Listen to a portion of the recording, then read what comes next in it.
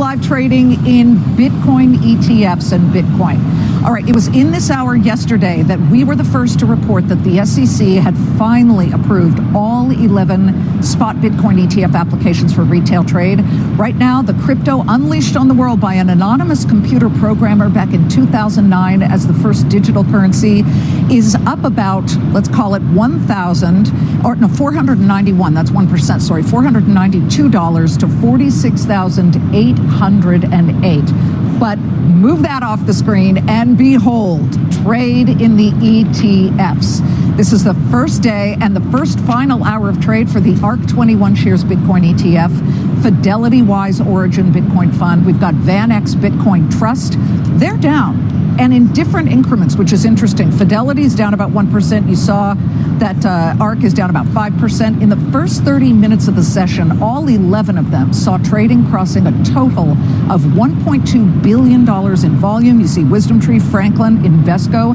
6 of those ETFs trading on the SIBO, and that's where we find one of our floor show traders, Prosper Academy's Scott Bauer, and live with me on the floor of the Las Vegas Convention Center at CES, Carnivore Trading's Dutch Masters. All right, great to have you all.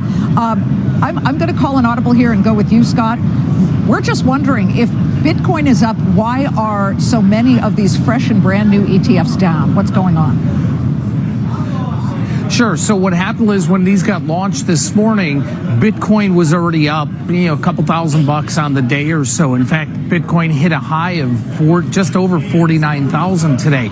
So those first prints that we saw this morning in the Fidelity and the ARK Invest and all of these ETFs, they were higher than they are now because we've seen the market sell off a little bit. Bitcoin went from 49 down to, let's call it, 46.8 or close to 47 now. So that's why we're seeing, a negative number, if you will, in these ETFs. The bottom line is, though, especially the ones here at the SIBO, the Fidelity one, the ARK Invest, the VanEck, they are trading with massive volume. The Fidelity one has over 15 million in volume. The ARK over 5 million in volume. So, the reception, at least on day one here, has been robust. I would expect that to continue. And I think what's going to be very interesting is down the line, and maybe not so far off in the future here, perhaps watch for options to be traded on some of these ETFs. Options. Okay, so Scott Bauer, give me a sense of the volatility, because right now it's almost non-existent and it continues to be so. How long does that last with the overall markets when we're flat on the Dow at the moment, but 20 points of gains, we're at another record?